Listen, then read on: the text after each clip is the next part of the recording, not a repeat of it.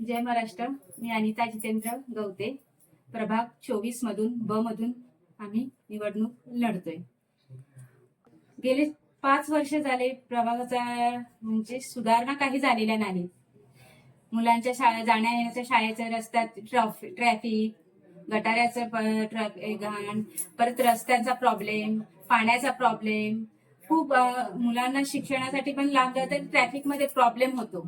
त्यांच्या पण काही नागरिक आहेत, त्यांना पण काही बसण्यासाठी किंवा वाचनालयासाठी मुलांना किंवा मैदानासाठी उद्यान त्यासाठी पण काहीच इथे आलेलं नाहीये. तो विकास करण्यासाठी आम्ही हा प्रयत्न करतोय.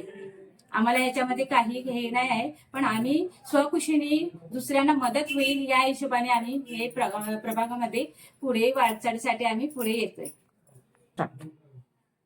मुख्य म्हणजे इथे मुलांना वाचनालय नाही, ज्येष्ठ नागरिकांसाठी गार्डन नाही, मुलांना खेळण्यासाठी लांब दुसऱ्या ठिकाणी जावं लागतं, त्यासाठी गार्डन नाही.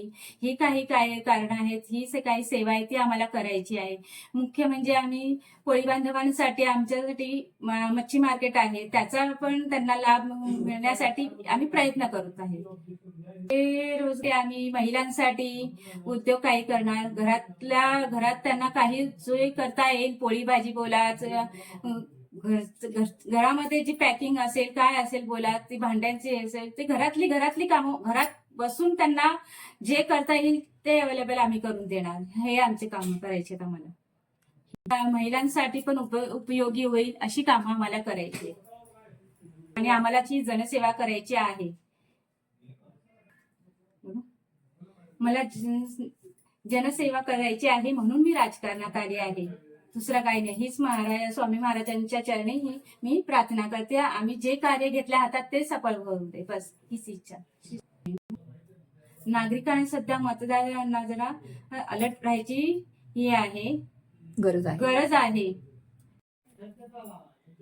येत्या 15 तारखेला मतदान आहे.